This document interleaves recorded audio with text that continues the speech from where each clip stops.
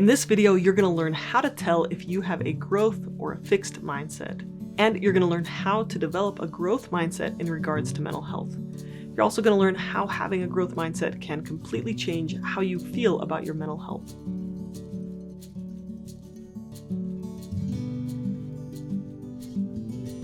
This episode is sponsored by BetterHelp. BetterHelp is an online therapy provider. They match you to a licensed therapist in your area who can help you with depression, anxiety, trauma, grief, and other concerns. It's really easy to just sign up and try therapy from the comfort of your own home.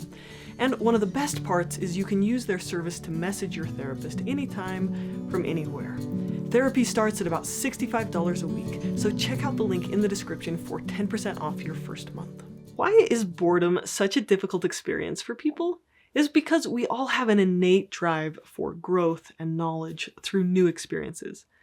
When we make our lives about growth, almost any difficulty can be for our benefit. But so often we get stuck in our growth because we develop a fixed mindset.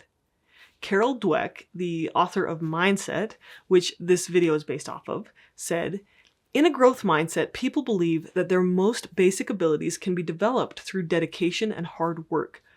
Brains and talent are just the starting point. This view creates a love of learning and a resilience that is essential for great accomplishment." The opposite of a growth mindset is a fixed mindset, a belief that you were either born talented or you were born defective, that your skills are due more to luck or chance than effort. So with a fixed mindset, you may say things like, "Oh, I'm just bad at math," or "I'm depressed and there's nothing I can do about it." Or if you see an amazing artist, you say, "She's so talented." Now, just in case you were wondering, for an artist to make beautiful art, they have to spend hundreds of hours sketching and practicing. Art is not just a talent, right? With a fixed mindset, feedback is seen as a personal attack, and you often fall into all or nothing thinking, right? You think, "Oh, I can either do it like math or art, or I can't." With a fixed mindset, you often care a lot about appearances, right? I need to look smart, or I need to look like I've got it all put together. You know, you're not going to raise your hand in class and ask a question because that could help you learn, but it's too embarrassing because you need to look a certain way with a fixed mindset. And with a fixed mindset with mental health, you know, a lot of the things I hear are things like, "I'm never going to get better. I just have to cope. I just want to feel better," right? When it comes to mental health, having a growth mindset is essential.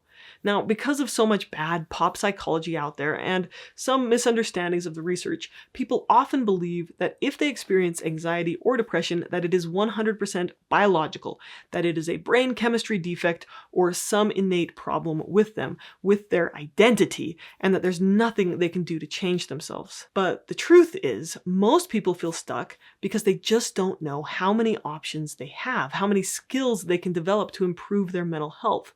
Most people have never received any formal education about how to process emotions or how to improve your mental health. I really believe there's about 500 skills to try or resources to use when it comes to treating depression and anxiety, and you shouldn't say change is hopeless unless you've tried a good number of them. Now, just to be clear, depression and anxiety and other mental health conditions do have biological contributing factors, right? Your biology influences your mental health, but it only influences it to a degree.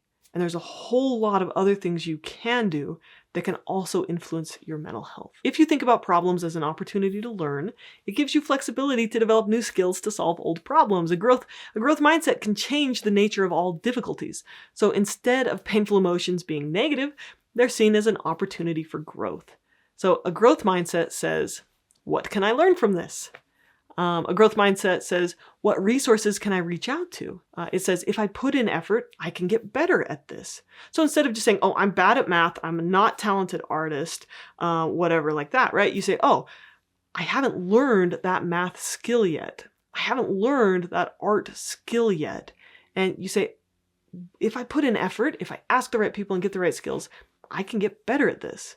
With a growth mindset, feedback is seen as an opportunity to grow. With a growth mindset, you say, "Oh, I can show my emotions because learning is more important to me than looking good." With a growth mindset, you say, "Oh, I haven't learned how to do that yet." You just say, "Not yet. I'm not there yet, but I'll keep trying." Now, sometimes I experience huge, intense, overwhelming emotions. But when I take a step back from the situation and I say, "Well, what can I learn from this?"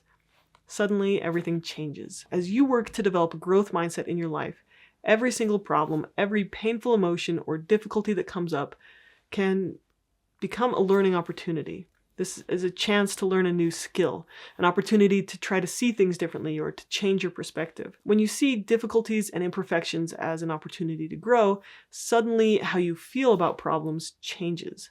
How you feel about painful emotions changes. So if you feel anxiety and you say, oh, this is so terrible, why am I such an anxious person? This will never go away. Thinking that way is going to leave you feeling stuck, and it shuts down any options to improve.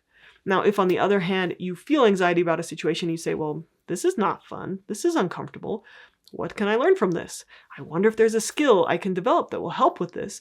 I can learn new things. Then your experience changes. Maybe the anxiety doesn't go away, but you see it as an opportunity to learn something new about yourself. Or maybe you see your anxiety as a chance to gain more empathy for others who also experience anxiety. Looking at emotions with a growth mindset also says, is there something I can learn that may change this for me? So you may ask, maybe I can try to learn the skill of biofeedback or sleep hygiene, or maybe I can talk with a doctor about my medical options. So a growth mindset leaves you open to improve and progress instead of to stagnate and wallow. You can develop a growth mindset. This is a skill that you can learn. And here's a few ways to do this, right? Instead of believing that your emotions are either good or bad, or that you are either a good or a bad person, just consider yourself as a work in progress. These emotions and these experiences are an opportunity to learn and grow. And, little skills practiced daily add up to big improvements over time. So instead of waiting for your circumstances to change or wishing your depression or your anxiety would go away, you can actively seek to create a fulfilling life through growth. If you believe that you or the way you feel is unchangeable, that belief will undermine your ability to succeed in this course. Your brain has an incredible capacity to learn and grow throughout its lifetime. It's called neuroplasticity. So kids who play the violin for a year, they have the music section of their brain physically expand. People who meditate get thicker wiring in the emotion regulation part of their brains. We all have an immense ability to learn and grow. But if you believe that it's just luck or talent, then you won't be able to get much out of this course. Check out the table in the workbook, take the little assessment, and see if you have more of a growth or a fixed mindset. Here are a few things you can do to develop a growth mindset. Embrace imperfections, don't hide them. See them as an opportunity to grow. Focus on progress, not perfection. Replace the word failure with not yet. As in, I haven't figured out how to be a good listener yet. Try different learning opportunities. So this course has readings and worksheets and exercises and activities, but you can also try books and support groups and therapy and coaching. A fixed mindset says, well, I tried it once, so it's never going to work. And a growth mindset says, well, I tried it once, that didn't work. Let's try something else. Okay, also focus more on your values, the kind of person you want to be, rather than on approval from others. Get good at asking for and receiving feedback. And give yourself credit for the effort you put in, not just the outcome. And this applies to kids too. So if you have kids and you're thinking about them, there's some really important ways to apply a growth mindset to how you help your kids with their challenges. So I'm going to challenge you as you work through this course that you push yourself to have a growth mindset instead of a fixed mindset. So instead of just trying to make emotions go away or considering yourself a failure, just identify a challenge and see what you can learn from it. When you see an emotion with a growth mindset, you can transform your whole experience to one of growth and positivity. Thank you for watching and take care.